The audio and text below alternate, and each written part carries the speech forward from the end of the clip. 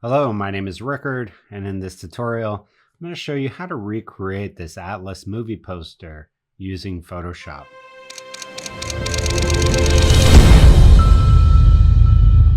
Now, obviously, I don't have the exact same photos as were used in creating this poster. However, I have found some equivalent assets from Unsplash that we're going to use to create a poster in the same style. I also have some custom brushes and overlays that I'm using. If you want to download those to follow along, I have included all of them in a link in the description of this video. So go ahead, download those, and then let's dive into Photoshop. All right, let's get started. I'm going to click on the new file here. We're going to make a document that is 2000 pixels wide by 2500 pixels high, and that is a 4:5 format. Let's make the resolution 72 and then hit create. And the next thing I want to do is just set up some basic guides. So let's go to view, guides, new guide layout. And for the columns, I want to do 4 without any gutter. And then for the rows, I want to do 5, and again without any gutter.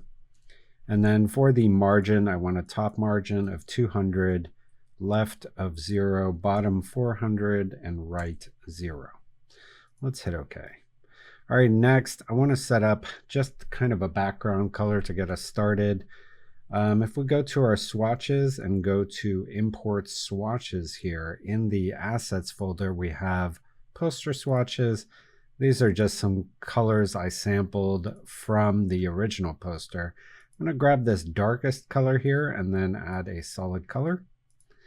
Next thing I want to do is add in the ground plane. So for that, I'm going to go to File, Open, and again in our Assets folder, we have this Andres Rasmund file from Unsplash, and this just has kind of a sand ground plane, which I like. I don't want him in the photo, so I'm going to go to my remove tool, make my brush a little bit bigger. I'm going to turn off the remove after each stroke. That way I can make sure I'm happy with the stroke before it does its command. I'll hit the check mark and that should remove him. There you go. And then let's go ahead and just grab up to about there. I just want this sand part. I'm going to do Command C, close this without saving, and Command V. And then I'll do Command T for transform, kind of bring this down here. And this second to the bottom line is going to be my horizon line. So I'm just going to hold Shift and drag this so that it goes to the horizon line there.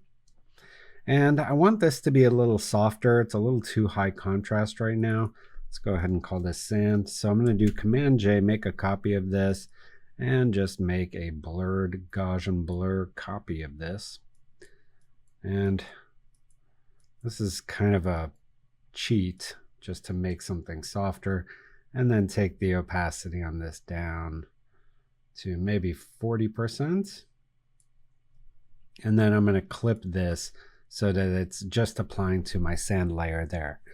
I also want to add just a little bit of a kind of a gradient of light from our background. So let's go back to here, and I'm going to grab this slightly lighter color. Now you'll notice when I selected it, it changed my solid color. I don't want that, so I need to deselect my layer, which I can do by just clicking outside of a layer there. And then if I select this, it won't change my color. I'm going to go ahead and just make kind of an ellipse shape like this. And then right above my color fill here, I'm going to add another solid color, and it's going to use this background color. I'm going to make this slightly lighter and slightly more cyan. So somewhere in between this one and this one. And then if I go to the properties of my mask here, by just double clicking on the mask, I can add some feather until this is just pretty subtle like that. The other thing I want to do now is bring in my subject. So I'm going to go to the top of my layer stack, go to File, Open, and grab this other file from Unsplash here in our assets. I'm going to use this girl. She's standing toward us, similar to the original poster. And I'm just going to go to my object selection, go here, cloud, select subject. And that did a pretty good job. Let's go ahead and go into select and mask mode. I noticed that it didn't select this part of her jacket, so let's go ahead and add that in here. And let's go ahead and look at the rest of the selection. The rest looks pretty darn good. Maybe I'll just get rid of this right there. And to get rid of any part of your selection, just hold down Option. Otherwise, painting will add to your selection.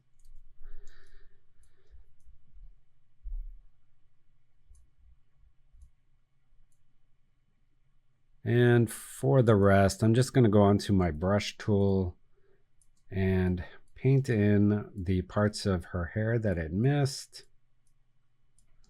like so, and then hold down Option and paint away the parts it should not have included. And I'm going to make her pretty small, so this does not need to be a perfect selection. I just want to make sure we have a nice outline, really. So something like this. I think this will serve our purposes. Let's hit OK. And then I'm going to add a mask and convert this to a smart object. And we'll call this girl.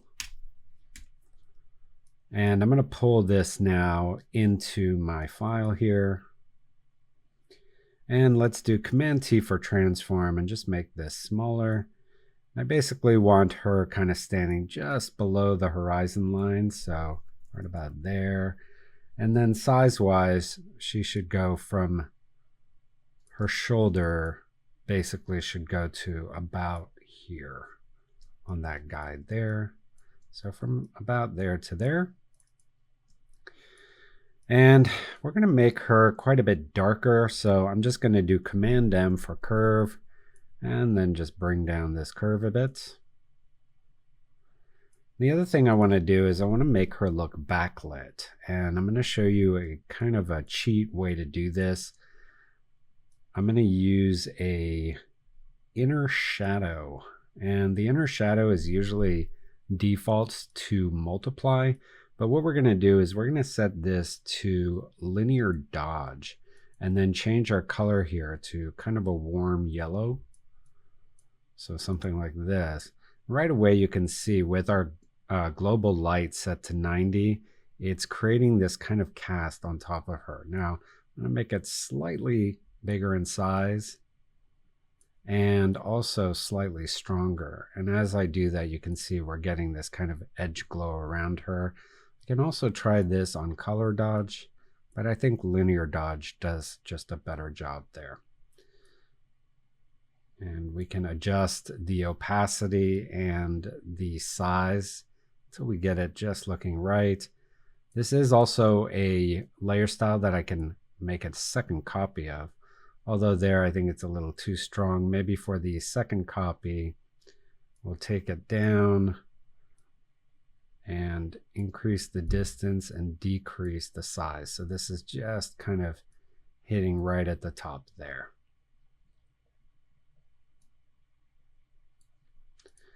Okay, so that's that. The other thing I want to do on her is add kind of a cast shadow.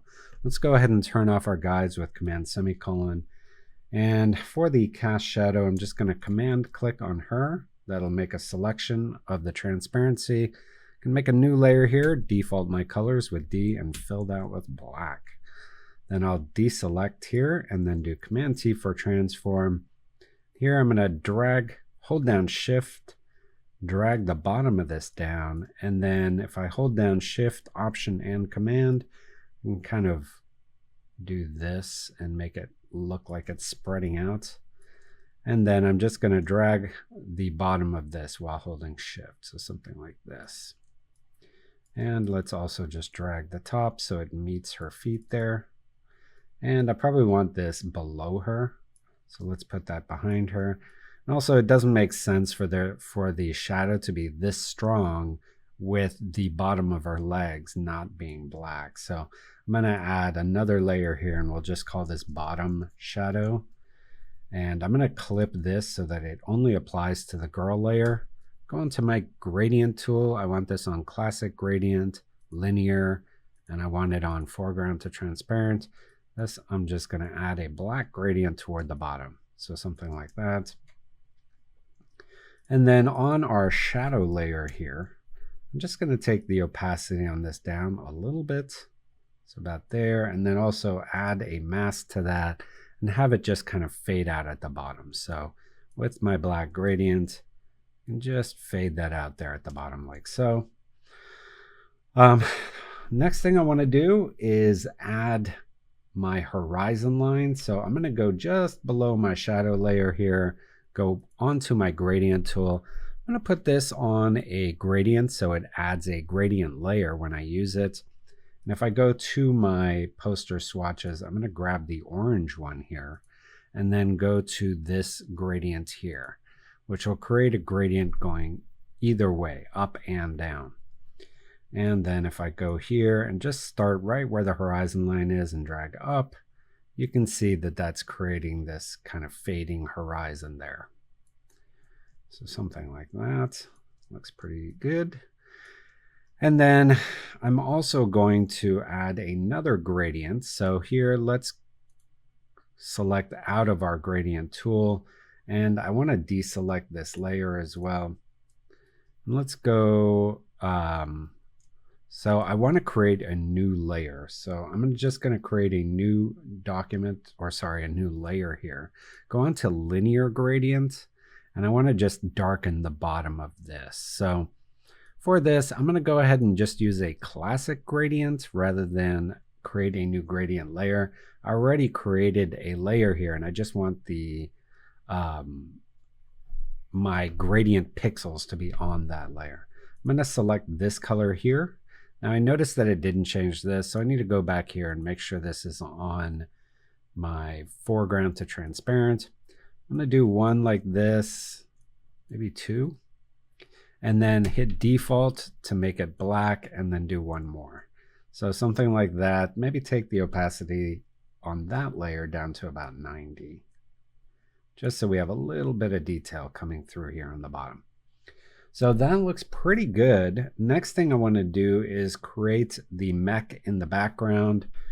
For that, let's go to the top of our layer stack, and we're going to use our generate image feature here. And this allows you to use Adobe Firefly to create image assets that you can use in your composite. And I'm going to scroll down here and look for one that has kind of the same cinematic, dramatic lighting feel that we have in our image. And I think the closest one is probably this ship image here. So I'm going to select that. That'll pre-select some effects here. Now I think all these will work for us except for this Dagoro type one. I don't think is doing anything. So I'm going to get rid of that one. And then for the prompt, I want to say futuristic battlemech standing against a foggy background. And the reason I'm doing a foggy background is it'll just be easier to cut out from the background when I'm done.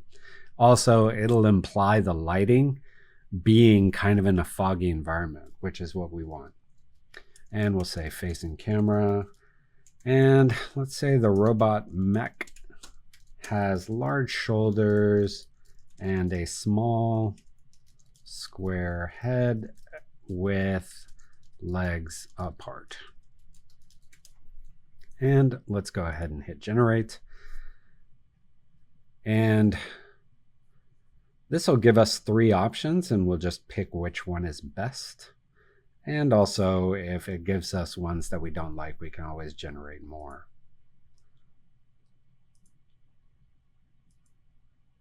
I probably like this one the most, but let's go ahead and do one more generation and see if it gives us any better results.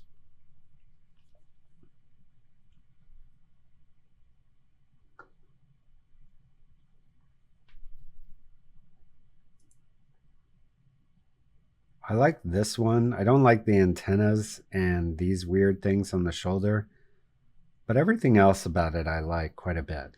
So let's use this one. What I'm going to do is go to these three dots and say remove background. And that's going to just remove the background for me. And then on the mask layer here, which is just a standard mask, I'm going to go ahead and just get rid of these elements that I don't like. So this right here, I will get rid of with my mask.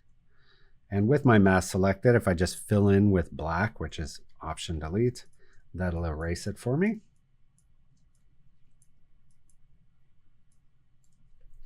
I'll do that there. And then this part should probably be not masked out. So I'm going to do Command backspace and that'll just fill that back in. And kind of want a more square head shape. So I'm just going to cut this off here. So something like that.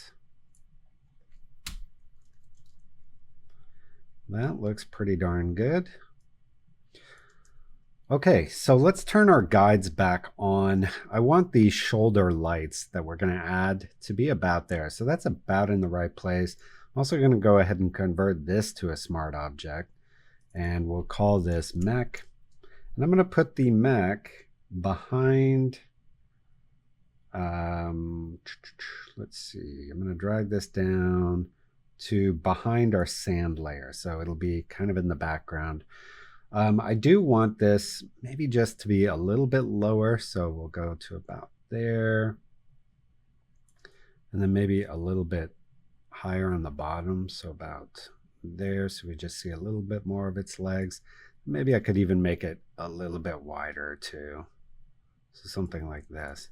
Now, this is going to be mostly a silhouette. So to do that, I'm just going to bring up a curve with Command M and just bring down the highlights. So it's mostly a silhouette. I just want a few hints of light there, but mostly silhouette. So something like this. Okay, now we're going to add some atmosphere on top of this. For that, I'm going to use one of my atmosphere brushes. So I'm going to go to below the girl and the shadow, add a new layer, and we'll call this atmosphere. And for this, I'm going to go to my brush tool, B, right mouse click, and within my favorite brushes, I've got some atmosphere brushes, these two advanced smoke. I'll include these in the assets for the tutorial if you don't have my brushes. So I'm going to select this one, which is the one with less detail first. And then for my colors here, I'm going to use this kind of lighter blue color. Make sure my flow is pretty low. And then just kind of start painting in this atmosphere around here.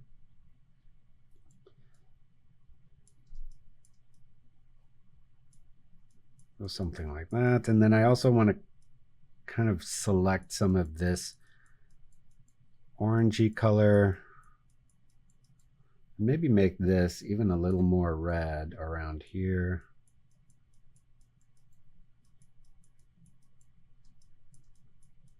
Something like this. And I'm thinking I might actually want this below the horizon line there. So something like this. So pretty happy with that. Now that I've painted over, I do think we even have still too much detail on this robot. If you look at the original poster, it's very much a silhouette. So I'm just going to double click on my curve here and bring this down even more. So we have just the slightest hint of detail on there. So maybe something like that. All right, and then next we're going to bring in our flares. So let's go to the top of our layer here, and I'm going to go to my library, and I have some great flare overlays. I'll include the ones I use for this tutorial, but I would also suggest checking out my full set of flares, which I'll include a link to. So here I want one that's pretty strong. Let's see here. Thinking maybe this flare 34 or maybe this flare 41. Let's see. Just gonna look at all these. I think I'll use Flare 34. So let's drag that into our file. And all these flares are super high res, almost too high res. So what I need to do is just add a little bit of blur to this first. Just get rid of some of that detail. So probably around close to 2 pixels. And then I also want to suppress this so that the flare doesn't go so far out. So I'm going to just do that with Command M for a curve. Just kind of compress this and also bring up kind of the light part of this flare. So something like this. And I also don't want it to be so saturated. So I'm just going to do Command U for hue saturation and just bring my saturation down a bit. And then finally, I want to get rid of a little bit of these streaks here. So I can just do that with a mask. Go on to my gradient tool. It's on classic gradients already. Just kind of mask out the sides like this. I'm going to put this on screen mode and then put this on either of the shoulders of our mech. So one there, and then hold down Option, do another one there. And in the original poster, it has even more of kind of a flare out. Also, these aren't exactly the same shape and size. So what I'll do is Command T for transform, maybe flip this one horizontally and make it a tiny bit smaller. And then I'll also just add a new layer here. Actually, I'm not even going to add a new layer. I'm going to do this directly on my flare layer. So I'm going to right mouse click, rasterize the layer, and apply the layer mask. And then just go onto my gradient tool, go on a radial gradient. And this should still be on foreground to transparent. Hit D to default my colors, X to switch them so that white is my color here. And then just from the center here, kind of pull that gradient out like this so that I have more kind of a spotlight there. I'm going to do the same with this flare. So rasterize, apply the layer mask, and then from the center, just add a little bit more of a strong white there. So something like that. The next thing I want to do is add a little bit more of this kind of cyan-y color around where this light is. So to do that, I'm going to do a little bit of a cheat. I'm just going to do a elliptical right around this area. Make sure I have that color selected and then add a solid color. And now all I have to do is put this on screen and then adjust the feathering here. So something like this gives me the effect that I want, and then I can just take the opacity on that down a little bit. Okay, so I have everything basically in place now. If you compare this to the original poster, we do have much stronger reds and oranges down here, and even on her as well. So what I might do is just add on top of everything here. Actually, I'm going to do a really rough selection. So I'm just going to select this area here and then kind of select where she is. So basically this area. And then I'm going to go here and add a color balance. And in my color balance, I'm going to go to the shadows and add a whole bunch of red and a little bit of yellow. And then in the midtones, I'll do the same. And then in the highlights, I'll primarily add just a bit of yellow and maybe a touch of red. So something like this. And then if I go to the properties of my mask, I want to feather this so that we don't see that shape anymore.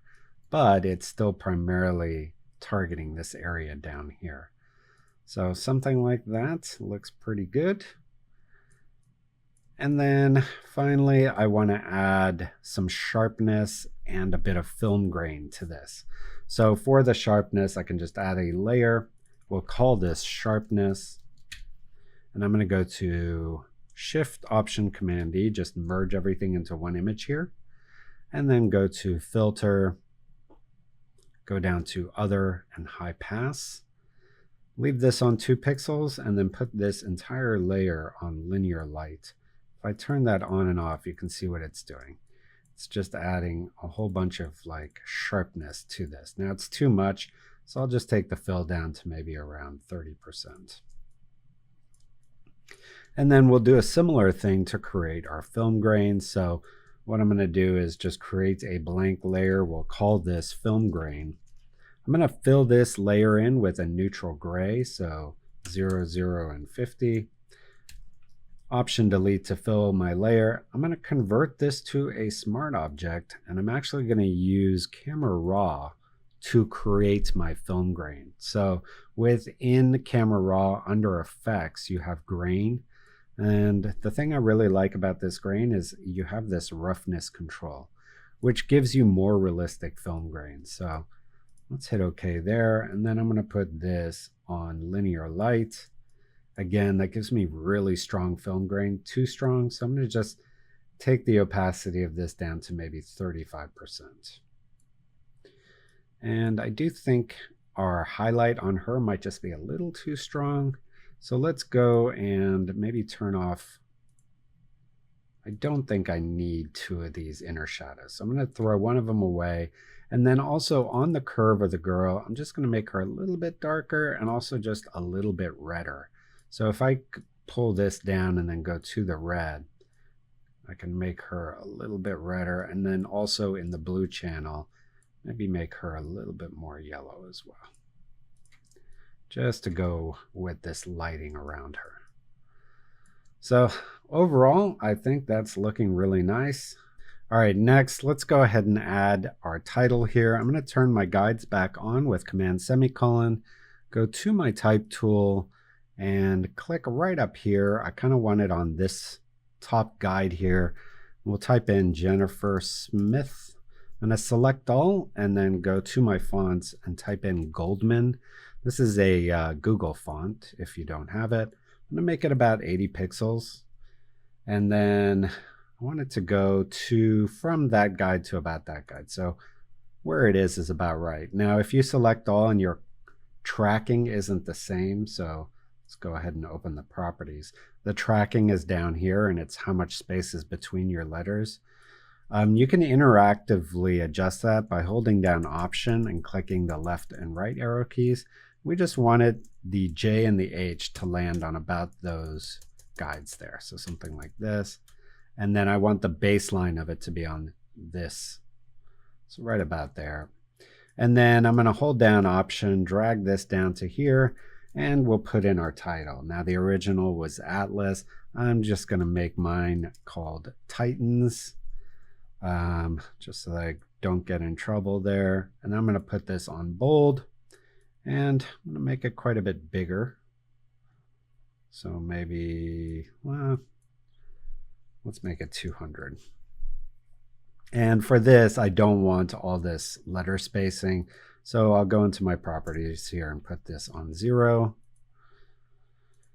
And maybe make it a little bit bigger now. About there, and then maybe I'll make it kind of centered on this guide there, so something like that, just because I'm not going to put all that other text down here. So a little bit lower looks a bit better there. And I want this to have a similar effect to the original Atlas poster, so it's kind of a brushed silver with a dark orange to black gradient. So I could start from scratch, but instead I'm going to go to my Nucly titling styles and I'll include the one that I use, but I'll also include a link where you can buy all these. These are great for movie posters. With one click, you get these well-designed movie poster type titling styles. Now, for this, I'm just going to look for one that already has some of the features I want. And I think this one here already has kind of that silver look. So we'll start with this. And I'm going to go ahead and double click on my gradients here. Don't need this gradient.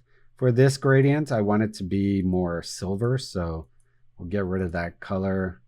Maybe get rid of this as well. Kind of go from silver to silver. So something like this. And what is this? So the pattern, actually, the pattern overlay already has kind of a silver effect. So maybe I'll just leave that. For the stroke, I want it to go from like a black, almost black color to more of this orange color, maybe even warmer actually. So something like this. I also want the stroke to be thicker, so maybe around 10 pixels. And then I'm going to make another stroke, but I want the bottom stroke to be more of a silver color. And I want it to be just slightly bigger so that we have this kind of edge there. And that looks good. And then finally for my bevel and emboss, this is stroking the emboss, but it's only 3, right? It needs to be at least as big as my stroke. So let's make this 11.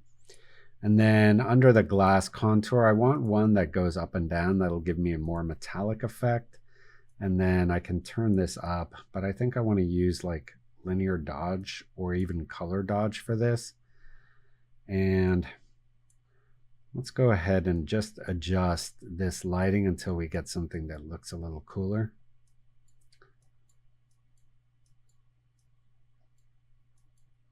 Maybe something like that. And then this already has a drop shadow. I can try adjusting the size, but I think where it is okay. Let's hit OK. If I turn off my guides, let's see how this looks. Command 0. Overall, it looks pretty good. On the Atlas poster, it does have some flares on the lettering itself. So let's just add that back to our flares here. I want to grab a golden flare, so I'll grab this 45. And I'm just going to hold down Shift and make this really thin and a little bit bigger. And let's go ahead and put this on screen. And I'm going to do a curve on it just to make sure it goes to a pure black, and maybe make it a little bit brighter too. Maybe even make it a little bit brighter on the red side. And then I'm going to put one of these kind of down here maybe. And you kind of want to put it on where the lettering is already shining a little bit. So maybe there, and another one. I'm going to cheat a bit and put it there. So something like this. This one down here is bothering me a bit. So maybe we'll cheat this one as well. Kind of put it on top of the T there. Yeah, that's looking pretty nice. The one thing that's still bothering me just a tiny bit is the yellow here is just a little too yellow. So let's go to that gradient. We can adjust it quite easily. If I select this gradient, double click on it, I can go to the color here. And I just want to make this a little bit less saturated yellow and maybe a little bit more orangey. So something like that. And I need to do the same with this color as well. Make that a little more orange. And that looks better. And there you have it. Those are the basic steps. And you can see we have a poster that's pretty similar. And all we used was brushes, flares, and 2 stock images, one for the girl and one for the ground. Everything else we did with either brushes, overlays, or using the generate image feature inside of Photoshop. So there you have it. That's how you recreate that poster in Photoshop. And hopefully through the course of this, you learned some tips, tricks, and techniques that you can use in your own projects. Now in this project, we also did use one of my light flare overlays, as well as some of my custom brushes, and one of my titling styles. Now I've included links in the description of this video where you can download those full packs. Also, if you're interested in learning how to use these new AI tools in Photoshop in your own compositing workflows, similar to what we did here, I actually have a new course called the Intrepid Ocean Explorer, and here's a little trailer for that.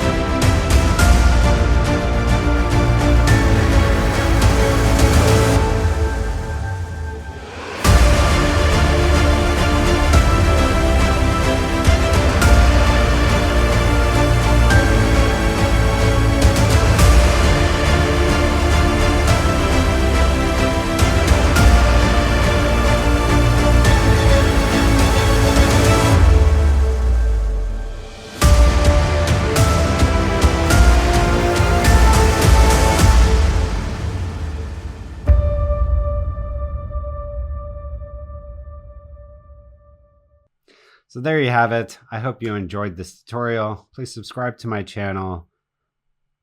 Turn on your notifications. Leave a like. Leave a comment. Here's some other tutorials to check out. And I will see you next time.